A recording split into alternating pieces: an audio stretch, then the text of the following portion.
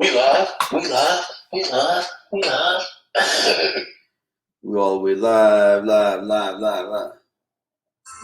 Welcome to the Wolfkeeper,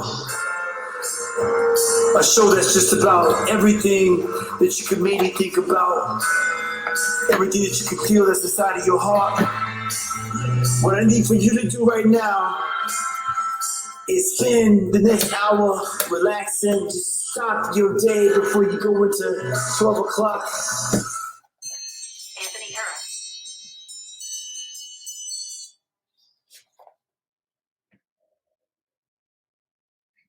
I want y'all to close your minds, open your hearts, and relax and go on this journey with me. Let's go. It's a beautiful place that you're about to go. Cause I want to make you feel, I want to just open you up and think about some things you never really thought about. The things you never really thought about. The Wolfkeeper. What's up, Cadbury? Good morning, Everybody out there. Come on. It's the Wolfkeeper show. You got some stuff to talk about today. Come on. Yeah. It's the Wolfkeeper show. Your boy, come on. Toriano Sanzoni, that's me, yo. My boy Tyrone Scott somewhere rocking with the doggy dogs. Baby Kramer, what's up? Denzel's in his house. Check. And for all the people out there that love us, we love you back. Thank you all. Get ready for it.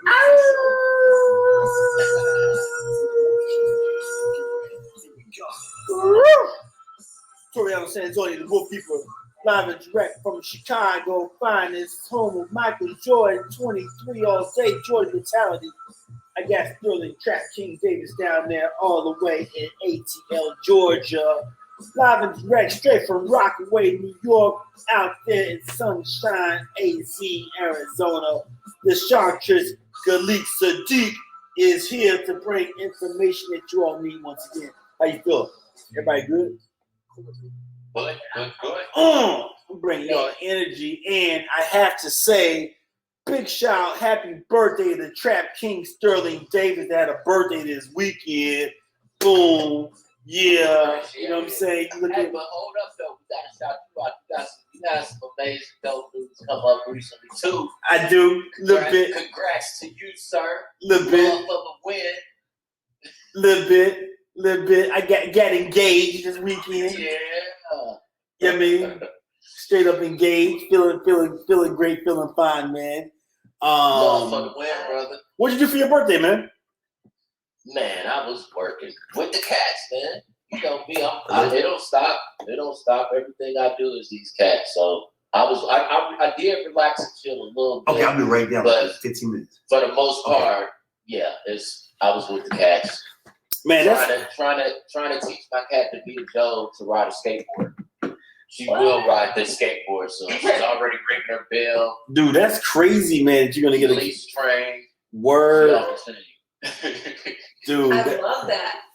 I'm dying to get. Well, my dog is too old for this. He's not anything anymore. He's still a little bit puppyish. And I have a one wheel, and it's like one of my dreams. I've been seeing all these like dogs on the one wheel riding it. It's like, I would love to get one. You know what? But right now, you totally can though. Age doesn't matter.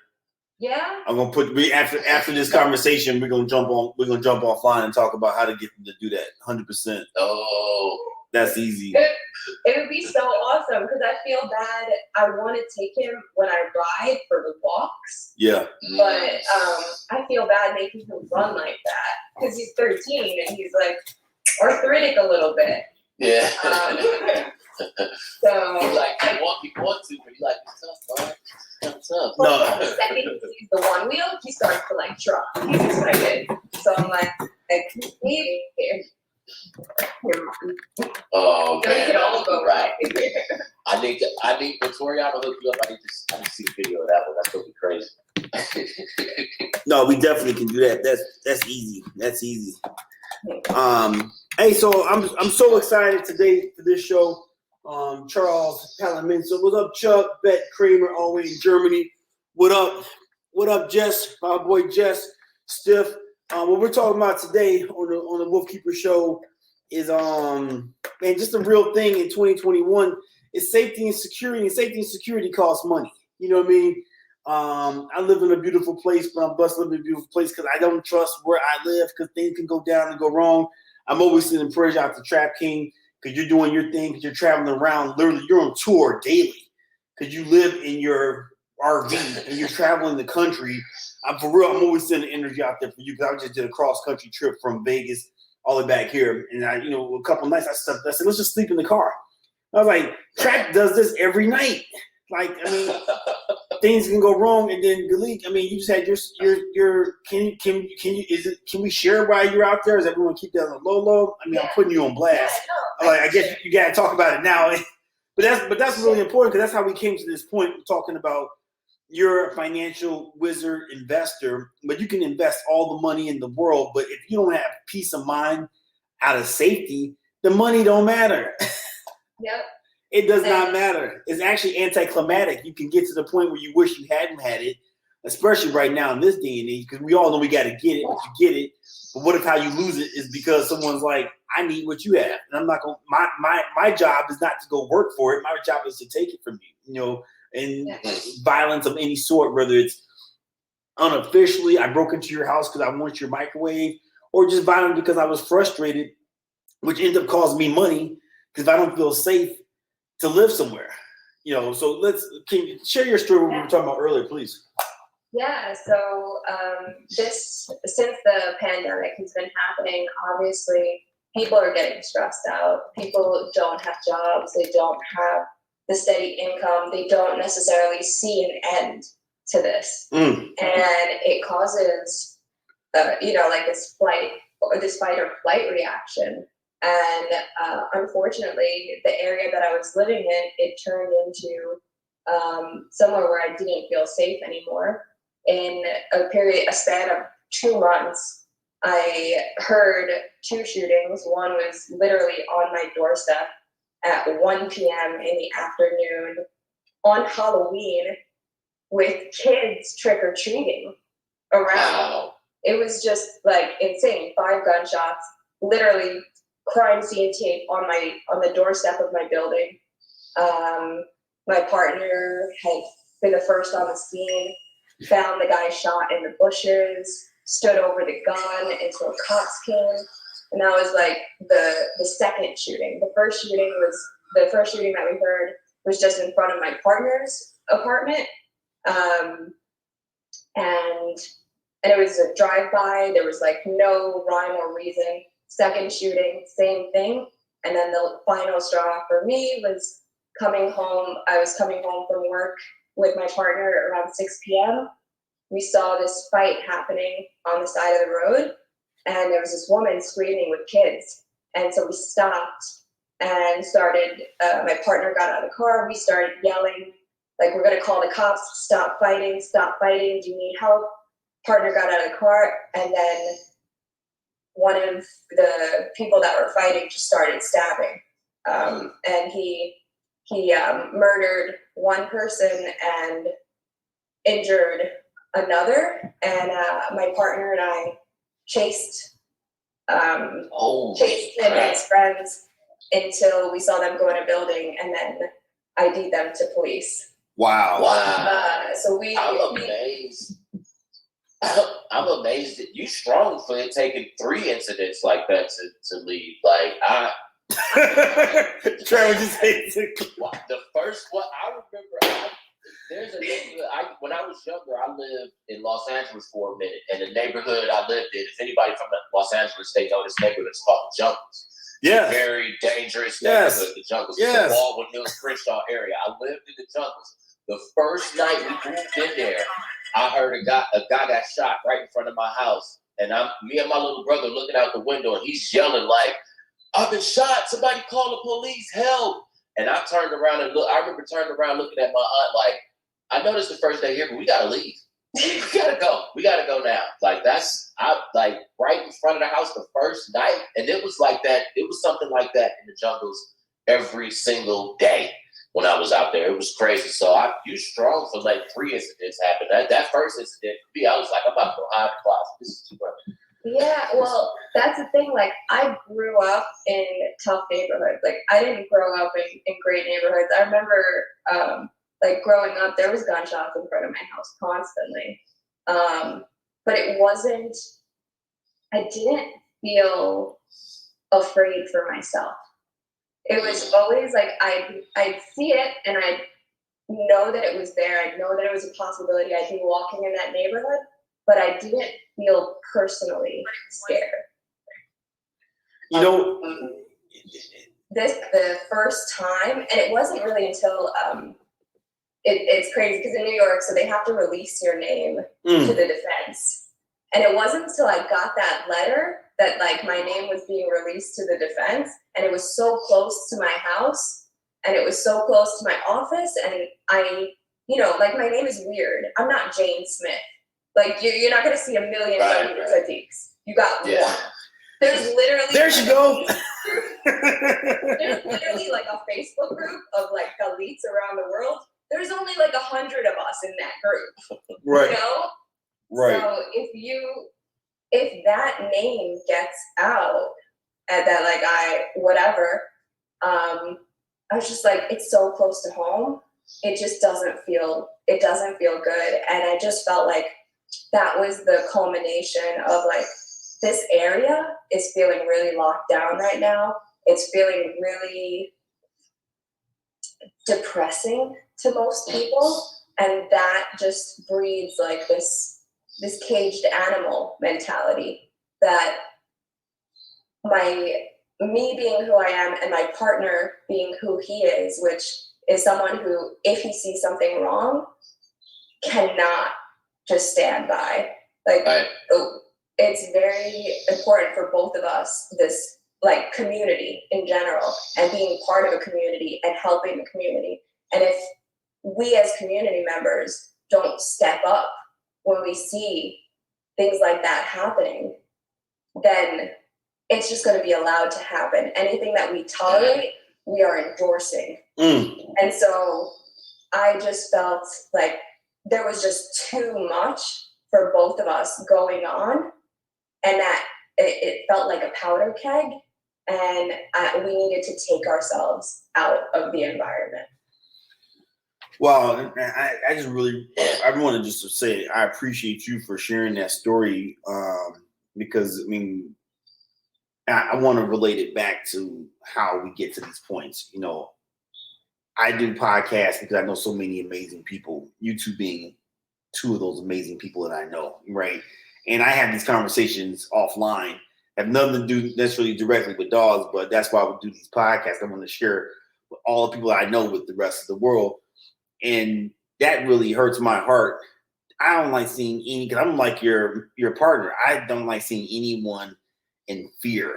I mean, that because my family's military, my family police officers, or civil servants putting their life on the line to make sure people feel safe. So I'm a safety nut. And that's something that, some hard things that I want to talk about before we go today is that safety costs money, and it's like, it's sad. As sad as it is, I accidentally, I've never seen this movie before. So my new fiance and I were sitting on the couch, and we're like, she's like, I'm scrolling through. She said, "Oh, there's a Purge," because everyone talks about the Purge. I've never seen this movie before in my life. So like, oh yeah, the Purge. So we turned it on. It's like the Purge 1 with Ethan Hawke, and the woman from Game of Thrones is his wife. But he's like, Ethan Hawke's like, man, I'm good. He hits a button, windows are covered. Like we're good. Let's watch. Grab the popcorn. We're about to watch what's happening. It's like on levels. We're all blessed because Trap. You're military, like you said. You're military. Thank you for your service. Like, leave you alone. Period. Let's not find out what the U.S. military is about. You mean, right? Galit Tsadik. I mean, you're like you said. You made the right financial decision, so you can say, "Hey, deuces."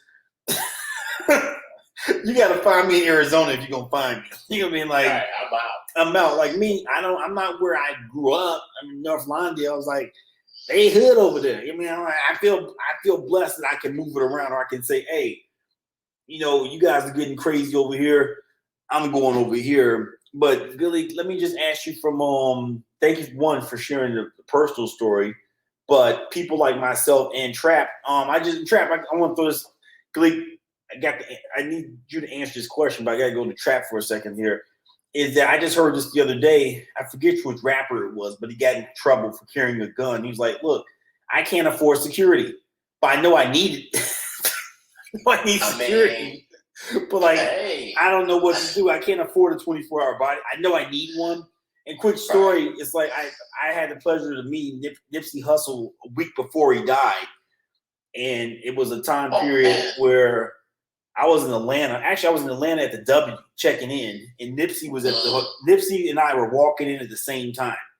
The difference is I had a security with me because sometimes every now and then I'll randomly roll with security, and that was just a time and I did. So it was weird because he's looking at me like, who's this dude with a French bulldog and a dude standing behind him that clearly is security, and I'm Nipsey Hussle.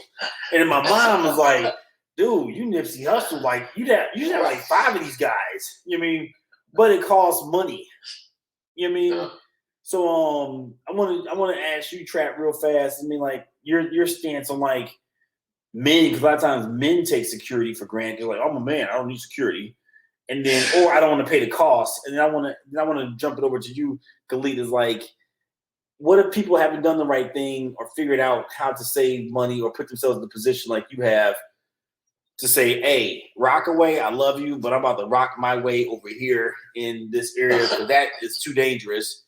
But then what do you say to someone like, Trap or myself, like, that's a whole nother expense to feel safe. But then who cares about anything else if it can get taken away from someone saying, hey, and just to add to it, we're in COVID right now. We're in a time period where people are getting crazy and they want what you have. Man. I think that's how we coming from hip hop and entertainment, that world. Like, I think that's how a lot of rappers get in trouble because they can't afford security. So they bring a big entourage with them, and then their entourage is still good. Their entourage get into trouble, and they become responsible for the trouble. You know what I mean? So I think a lot of rappers get themselves caught up with that because they either can't afford security, or like in hip hop, you know how competitive and tough it is. A lot of guys are like, nah, I don't need security. Don't run up on me. I'm not security. So you got that tough guy mentality too that gets you in a lot of trouble. But me personally, I say, hey, go get you some security. I mean, if you can, I think it makes sense. I think that's the best way. And it's not always an event or a situation where it's like, oh, I'm tough. I'm tougher than you. Tough guys get hurt, robbed, shot every day. Like it's not a matter of how tough you think you are. Safety is safety. It can happen to anybody. I think Nipsey Hussle was a very tough guy. I know he's from the hood. You could feel it when you see him, when you hear him talk. And look what happened to him. And that's, rest in peace to Nipsey. I love Nipsey Hussle, but that security is real. It's real. It's needed. If you could do it, I would definitely get out of the tough guy mentality with it and protect yourself, because if you can afford it, and even if you can't, you might have to bring that entourage with you. But I'm definitely all about safety. Like it's crazy out here, and like you said, Toriana, especially during these times, like right now, people are desperate. Yeah, I think it comes down to like you really need to evaluate your life and restructure things so that you can prioritize what you need. Exactly. Because there's your wants, there's your needs, and then there are things that you must have. Some of the things that you must have in order to reach your goals, in order to get where you want to go, is security. That is something that we spoke about it a little bit before, but if you are in fight or flight mode, if you are not operating with your full mental capacity, you are not operating from a good place. You're making a bad decision. So I love what I love when you said though that you're making bad decisions. If you are in flight or fight, if you're in flight or fight, in that world, we have to know. We really have to America has to really digest that you're making bad decisions. If on a basic level, if that kid is afraid to go to school because he thinks that this other kid is going to shoot him or beat him up. If you're afraid to, if you're afraid to go to the grocery store. You mean like there's little ladies that are afraid to go to the Aldi's over here. You mean because they think someone's going to take their basket. You mean so it's like then you just hit it on it. You're making bad. I'm sorry I had to interrupt because that's so powerful. You're making bad decisions when you are afraid, and it seems so simple. But then let me ask you this: how do we put ourselves? Let's just work from ground zero. No one has the money for security. Most people can't afford the security that they truly do need. Yeah. So you have to find ways that you can afford to make yourself secure. Small things. Like when I was in college and I couldn't afford security, I still lived in bad neighborhoods, but guess what? I carried a little pepper spray, or I did that thing where you put all of your keys in between your fingers when you walk, and I walked with my hand like that, because I was coming home from work. I used to work the night shifts at restaurants. I come home sometimes at 2 a.m., to not great neighborhoods in New York, and you still have to try to find ways to make yourself feel secure enough that you can make good decisions. For me, leaving New York was that, and I know that most people can't just pick up and do that. I already called my FU fund in college. And that is literally money that every single week, it's small amounts. It started at like $5 and then went to $20 a week that I just put away. And I literally have it labeled my FU fund. And that if anything goes wrong in my life, that is where I go, right? This is my cushion money. Where if something goes down and I need to get out of somewhere quick, or I've used it when I've had to quit toxic jobs. Wow. I've used it, that's something that every single person should build for themselves, no matter what type of income you have. The FU fund, I love it. Even if it's $1 a week that you're getting, sir, I know that we all spend $1 a week on BS. Oh, more than that. More than that. That's $1 a week. That's $5 a week, or that's $20 a week. That's paying me. That's going into my future. Yeah. And Galit, you just made me think of something too. And me growing up with my great grandmother, my grandmother, my Aunt Tamara, my Aunt Tawana, my mom. So that's 5 women, right?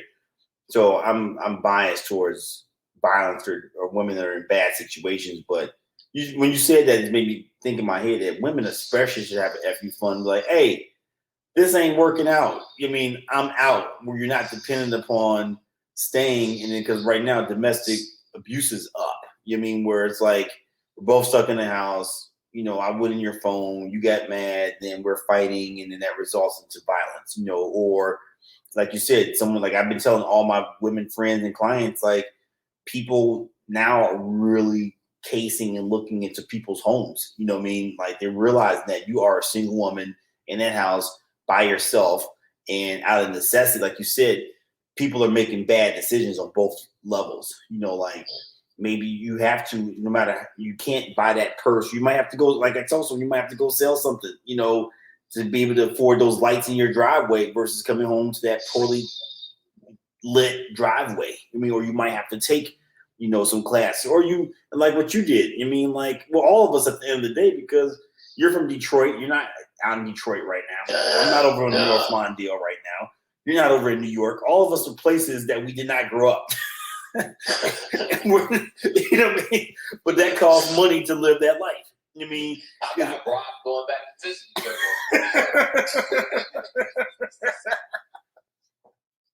I know it's sad that that's something that we all have to take into consideration. but it's a huge part of our lives, Mm. and it's the basis, right?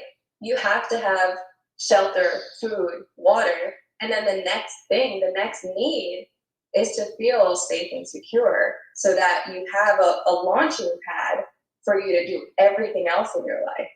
And without that, you're not going anywhere. You're just gonna stay. You're in that defensive mode instead of offensive. You're constantly thinking like, how do I protect myself? How do I do this? And you have no way of focusing and going out to get what you actually want. And just this is more. I mean, I know the answer to this, but it's just for people that out there that are struggling with. Look, I got the gas bill, electric bill. I got all these different things. They just can't wrap their head around. Like in your situation, you are the financial sharktress. Money is your thing, but even for you, you said I can't focus on my job if I think there's a chance that Joe Blow might want to come back and finish the job. So I totally get that. Like, which is why, I'm all about paying for safety. But what about the people out there that are just like, I get it, and they justify saying, I can't do anything at all because anything, even if it's just $1, even if it's $2, that needs to go towards this bill, or I'm just going to pray to sweet baby Jesus that nothing ever goes wrong, and I made it this far. You mean, because it's like almost like safety is like one of those things, almost like financial planning. Like you don't need it till you need it. Yeah. You mean you don't need the alarm system. You don't need the pepper spray. You don't need the self-defense class. You don't need to know what to do if someone in front of you gets shot. Like in your situation, and you're in a beach town. So it's like, that's the part too that I just wish America would wake up and realize that this is beach town. This is Kenosha, Wisconsin. These are Minneapolis, Minnesota. This is Seattle. This is not even like the usual suspects, Detroit, Chicago, LA, Compton, where things go wrong, we know historically. But now you're seeing in these other areas, and I don't just think that people really are putting that kind of emphasis as far as like my money into my safety and security, because it's kind of like this flipped around mentality of like, well, I got to get money. I got to pay bills. But part of paying bills isn't paying for safety. How do you, Right. what's your motivation? What's the thank everyone for listening to this today, for signing in. But I want to kind of give a, no pun intended, a silver bullet for people to listen to this and be like, you know what?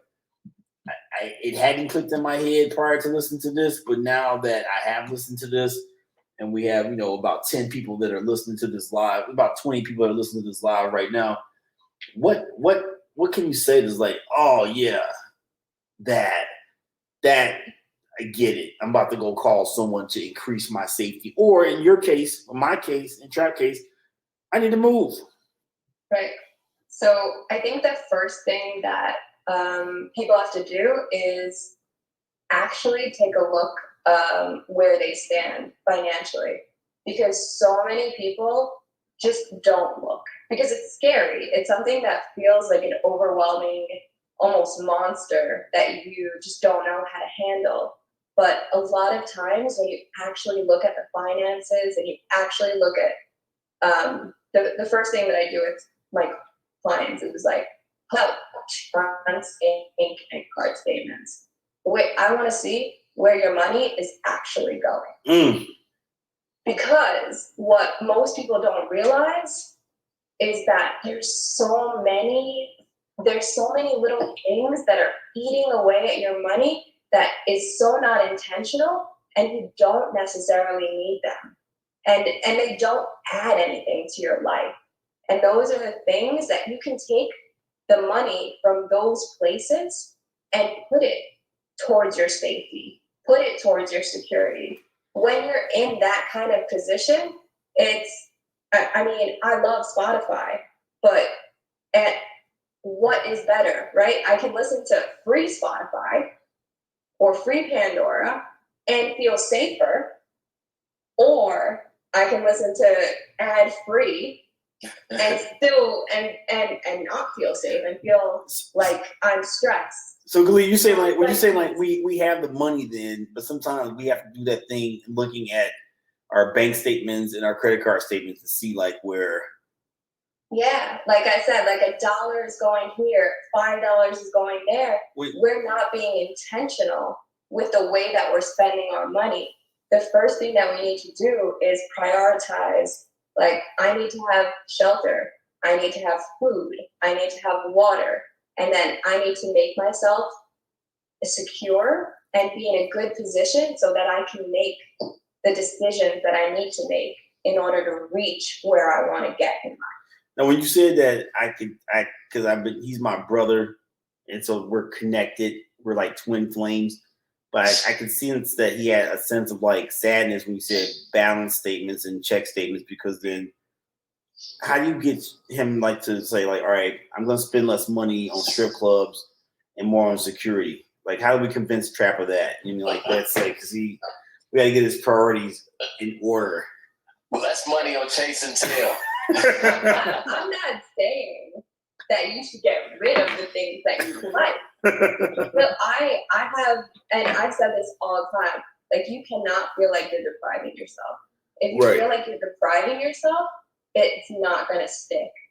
And that's why I like to do it with small amounts. I start with the smallest amount possible, because then you don't feel like you don't have money for other things. I'm raising my hand. Let me ask you this, because I believe that too, just with working out, dog training. I tell people to keep it in place, make it practical. If it's not practical, you're not going to keep doing it. So just do small stuff. Well, what about the person that then, I hear people like, I think a lot of times people like, does $1 really matter if I set that $1 aside? You mean, does that $5 really matter if I set it aside? What do you say for that? Because then they don't. Yeah, it does. You might start with $1, but guess what? In a month, when you didn't feel that $1, you could add another $1. You could add $5. I started it in college, and within 2 years, I was saving like $1,000 a month. Wow. And that was college, where I paid for my college. Like, I graduated from college with no debt. Wow. I worked 2-3 jobs at sometimes to get through college. I was living, I just made that decision that I'm going to put a little bit away every week. I'm going to do it until I don't feel it. Once I feel it, that I feel like I'm depriving myself, or I feel like I can't do the things that I want to do, then I'm going to stop. And what I realized is that by doing it that gradually, I just gradually taught myself to become intentional with where I spend my money, because there was just a little bit less in the checking account. And so I was like, do I really want this? Like, do I want to spend money on this purse or this pair of shoes? Or do I want to have this for a really amazing vacation? And for me, those vacations were always the big thing. Like, I love traveling. I'm a scuba diver. Like, that was my thing. And throughout college, and even with like my ex, he used to make way more money than me in the beginning. But because of the way that I had structured my life, I was constantly going on vacation, and he wasn't. Like, I was like, I know he was like, wow. Wow. He's like, I'm sorry, I'm going. Wow. But yeah, those are the things. You got to figure out what are the things that make you happy in life, that bring you joy. And those are the things that you want to focus on. And you want to focus your money on going those places. I've always said, like, money needs a job. You need to give every single dollar in your wallet a job. If it does not have a job, it is controlling you. Wow. Wow. I love Galit. Galit Tsadik, you just come out of like, I love when this emoji. When people are experts. I'm the expert with dogs, Trap expert with cats. You're an expert with money, and I love that you break money down in ways that are practical. Like, you just remind me like a walking Freakonomics book. You mean like you like because people like think about it like if you're not feeling good about where you live, you're not gonna make money because you're gonna make bad decisions if you don't feel safe. Period. So you got to figure out something, or that's limiting your money. A lot of people I'm thinking about that. There's people every day. It's not that they don't want to make money, but they're making bad decisions because they're in fear of they're in constant fight mode. So we beat that to death. People listen to what we said earlier in the show. What I want to cover before we go is tons of COVID pet parents right now. You know what I mean? I want to go get a kitty. I want to go get a dog. Those are expenses. I mean, a lot of times people aren't prepared for spending $300 to $1,600 or $6,000, depending upon what you need for your dog, just on training, then the grooming, then the vaccinations, then the dog food. God forbid the dog destroy something or eat something, or the kitty in that case. Like now I'm telling people like what I learned from Trap, your cat should have a cat tower. Like, really, you need one of those things? Like, yeah, because they got a purge, they got to do this, or the cat can start doing other behavioral issues, and like just so. People that are embarking upon new expenses, pets. I just saw that pets dog sales went up 700% last year. I mean, so that's great for our industry as a whole. But sometimes people don't realize they got to spend money on that.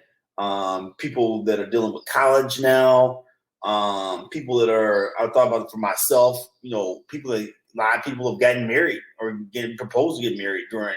That's an expense, preparing for a wedding, in the midst of. So with new expenses, whether it's wedding, puppies, kitties, or feeling like you need to move because you said, hey, I can't live in Minneapolis, Minnesota by where George Floyd was at, that they've turned into like a shrine.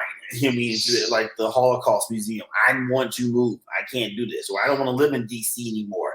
Or I don't want to live in, for people that weren't, let's just say like your best planner out there to your medium planner to your person that had no idea. But then my question for you, here's 3 people that all have in common. They know that these are expenses they can't avoid because they made a decision. They made a decision to get engaged. They made a decision to get the puppy. They made a decision to get the kitty. They made a decision that they want to move. But now they're in 911 mode. FINancialSharktress, how does, these 3 different category of people get money now? And that's my friends to say. How do we get money today?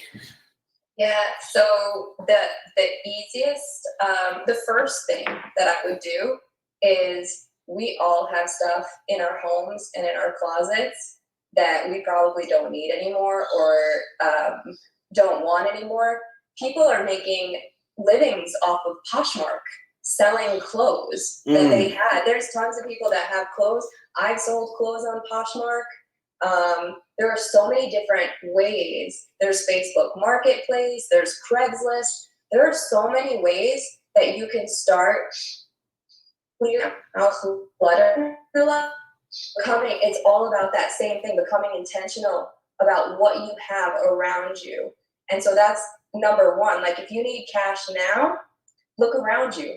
See what you have in your house that doesn't serve you anymore, and see how, and make sure that it goes to someone that it can serve. And I did that before I left. I sold some things and I donated some things. So if you have extra, you donate. I donated 5 bags of clothes and shoes I was like, I'm just clearing out. Other people need this right now. I don't need it. I need to clear it out and give myself just what I actually need. And what I actually love in life. I love that because that's literally it's kind of confirming for me because I literally did that. Like before I started TrapKing, it was like, I can't afford rent and cat surgeries at the same time. Rent is about to go. So I'm living out of my vehicle, but I sold and donated just about everything. I don't even have clothes that don't say TrapKing or Trap Queen down. I don't even have any more clothes. Everything is bare minimum. And I saw something like that. I think it was a minimalist show or something like that on Netflix that was saying something like that. And it was extremely helpful. it resonates with what you're saying because that's the move. That's definitely where it starts. Yeah. It's also, just think about it, when you have all this stuff, all this clutter around you, it confuses what you actually want. It's overwhelming. It's like, I have all of this stuff, like, what am I going to do? What am I wearing today? What am I, like, it's too much. We don't need that much, really. What we need are the things that make us happy, the things that bring us joy, the things that'll take us to the next place that we want to go. So I never say, like, don't buy that computer, or don't buy, or even for me, like, I don't tell myself, like, don't get your nails done, because that brings me joy. That, like, it brings me joy. This is something that's important for my mental health. That's it. It's important for your mental on it. But take away all of those things that aren't important for your mental health. All of those things that you could get in a different way. So, you always are killing. I love when you come on this show. So many mind explosions. What went through my mind though was that, what about the person? And I'm saying this because I was just out in Colorado.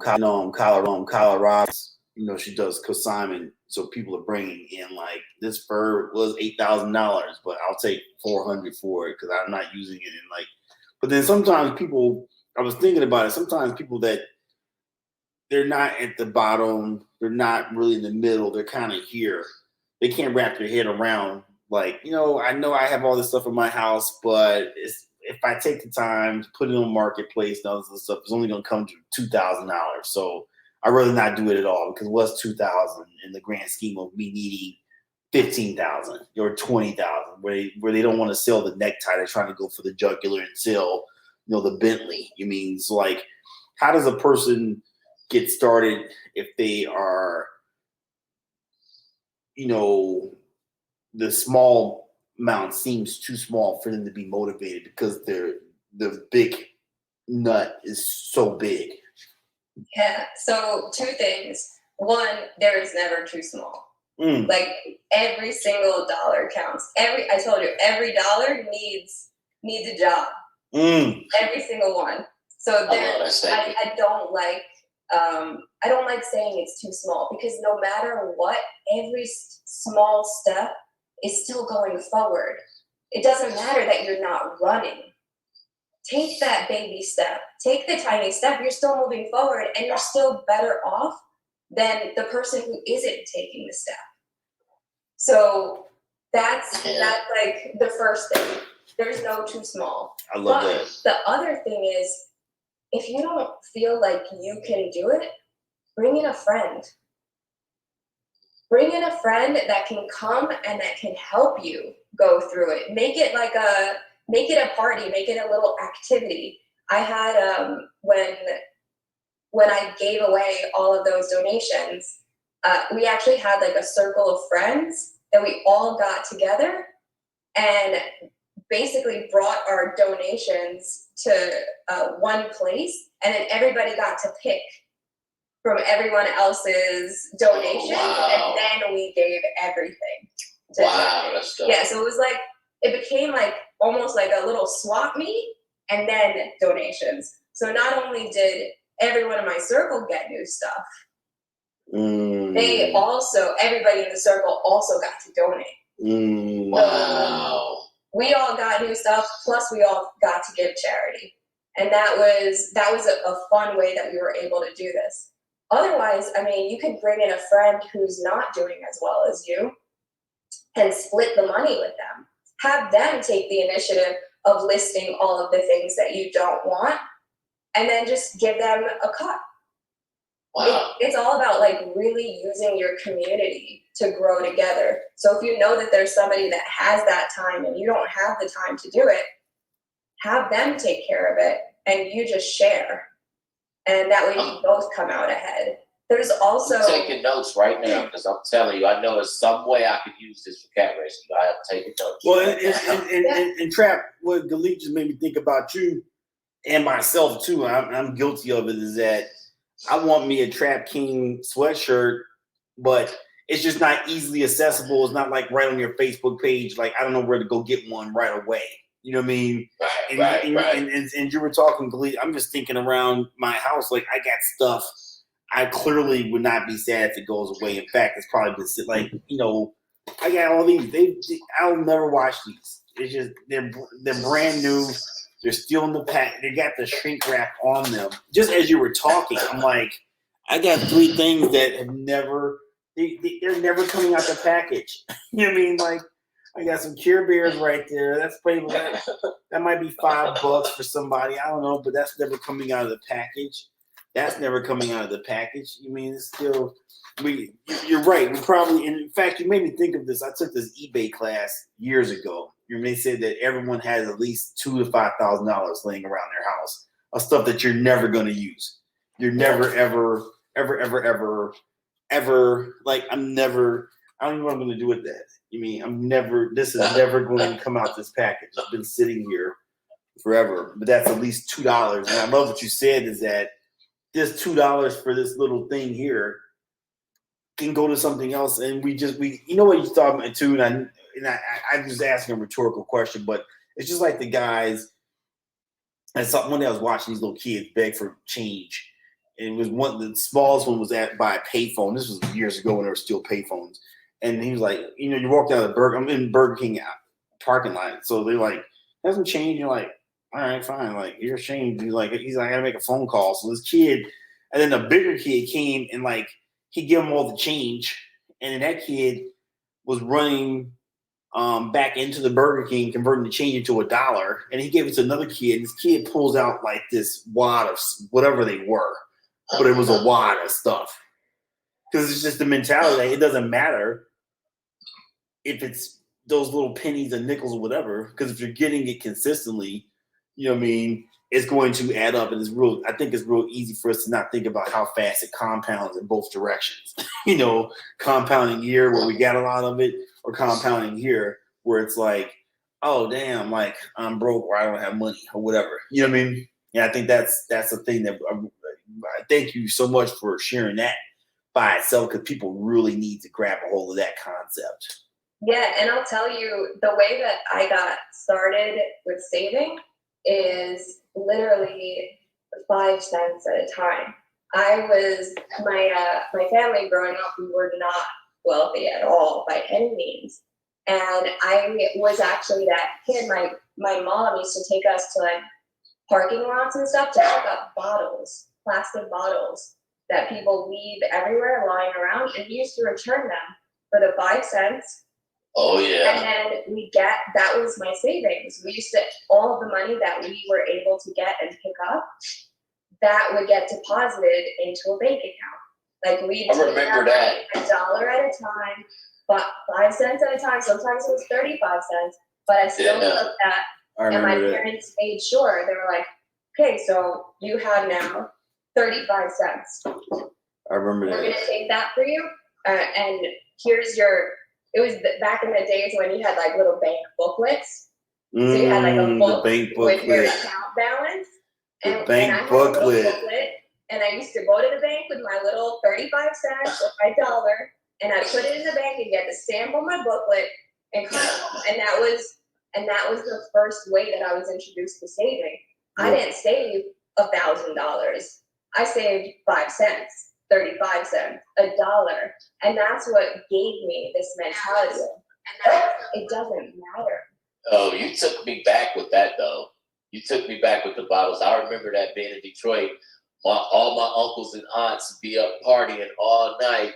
I get up, they laid out, knocked out, passed out. There's bottles of everything everywhere. I just get a big old plastic bag. I just start collecting all of them, take them up the street to the store. He got like $6, $7 or something from all of the bottles. And I'm like, yes, I'm winning. Like, that's a real thing. Took me back with that one.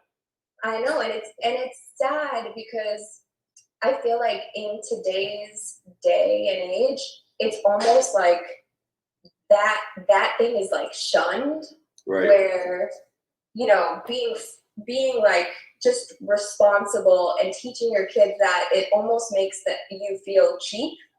but it's not. It's preparing them for life. It's giving them the building blocks. You know? Sorry, my dog is super excited. No, and you know what too? It definitely, because you just made me think of something for myself. You know, I remember when I graduated from college and I didn't have a job and I couldn't find a job, and I'm like, this sucks. And I went and got a rake, and I was like, if I just do like 5 yards a day, it's $50 at $10. Like I know I can get $10 to rake. You know what I mean? And it's like I'm sitting there raking like this sucks. Because then the thing too, I think people have to think about is that if you put yourself in that humbling experience of going and get the plastic bottles, selling things that are around your house, jumping, that it propels you to the point of like, I don't want it to be like this, so let me turn it up a notch to be at a different spot, you know, much sooner than later versus sitting around doing nothing. You gotta do something. You gotta move. You can't sit in a situation that you're not happy with. You can't feel unsafe. I mean, you got to go and get it, you know, one way or another. And a lot of times, too, during these times, you have to be humble when going to get it. Exactly. And that's the thing. I feel like there's still so much shame associated with not having money.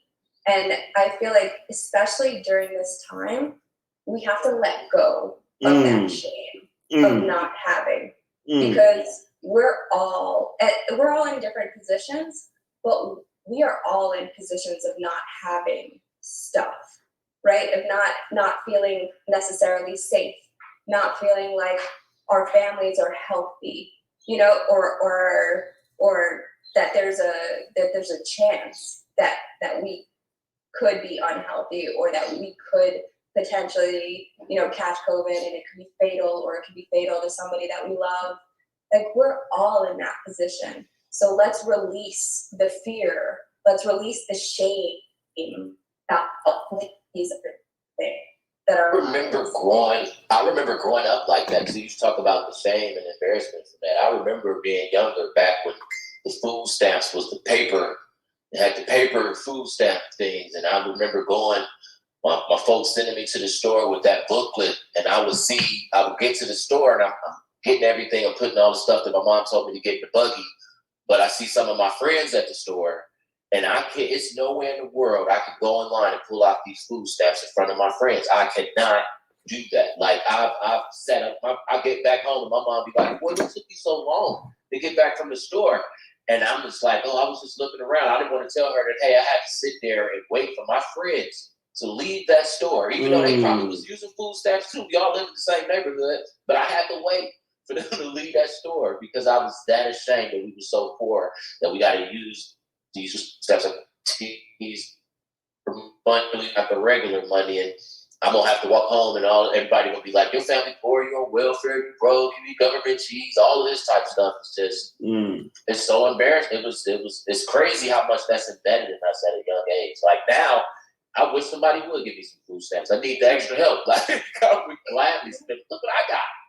Food stamps. Like, and as adults and as a community, we need to start talking about money. We need to start talking about these things so that it releases the shame. Because if we don't talk about it, then it stays, and those childhood things that are ingrained in us are going to keep perpetuating, and it perpetuates to the next generation, the generation after that. But if we disable that, if we start talking about it, if money becomes something that you talk about with your friends, then the shame goes away because you realize you're all in the same boat or in similar boats. Amen. And help each other. And you got to talk. You have to talk about it. It can't be a dirty little secret. It's just like parents having the sex talk. You mean you got to have the money talk. You got to have it with your spouse. You got to have it with your mom. You got to have it with everyone. That's what I would say. Galit Tsadik, I mean, we always rock and roll. I want to thank you for coming on the Wolfkeeper show today. If people want to reach out to you, where's the best place to find you? On Facebook, it's FINancialSharktress Galit Tsadik. Instagram, it's financial_sharktress. Website is FINancialSharktress.com, and you can email me anytime, galit@FINancialSharktress.com. Boom. You all have to, I mean, you and I have been talking for like 20, 30 minutes. We're going like an hour and a half. Like, behind the scenes and right here. And we can bring this to like 3 o'clock because there's so much information that has to be talked about. Just real quick, thank you for Tara Lindquist down in Houston that said, I did the key weapon trick, exclamation point. Thank you for Belkis. I learned about the weapon trick with the keys. The keys, that was a huge thing. Thank you for mentioning that. Women got to protect themselves out there. But then you gotta do what you gotta do. I mean, I'm 5'2" and I'm pretty little. You know, like you gotta do whatever makes you feel safe, whatever makes you feel secure, whatever makes you feel like you can Your phone too. Your phone too. Being out doing TNR cat rescue. One of the reasons I started recording everything is because that'll back people up. I'm recording. If you run up on me and something happens, you live. And I'm live doing whatever you're doing right now because I'm recording. You said with your phone a thing too, you made me think about Trap. I tell people, go get a powerful flashlight, not like a cheap. I'm talking about there's flashlights. I'm talking about that's like the highest voltage illuminating possible. That makes a big difference because if you're not feeling safe, you're gonna make bad decisions. You're making bad decisions. You're not getting money, and it's all combined. I want to thank all you all. I love both of you all so much for another amazing show from Wolfkeeper. Please reshare this broadcast. Toriano Sanzoni, along with my co-host Sterling TrapKing Davis down there in ATL, Georgia. Thank you as always, man. You stay out there safe. I'm sending you so much energy as you're out there in the streets. Galit Tsadik, I'm calling you like for real today because I need you. I gotta bring you back on the show this month. There's so much we got to talk about as far as people building their financial squad team for 2021 early in the first quarter. I'm like basketball. You got to pick your teams in January. It all has to happen in January. But I got to bring you back. Rejoice. Let's rebook this like as soon as possible. Bring back to talk about this again. We have to have a double hitter because you have so much information regarding money, and money make the world go round whether we like it or not. And you got all that information over there. So thank you all. Peace and love. I'm out. Thank you, everybody. Go out there, be love, give love, do some loving things. Peace and love. Yow. Peace. Peace.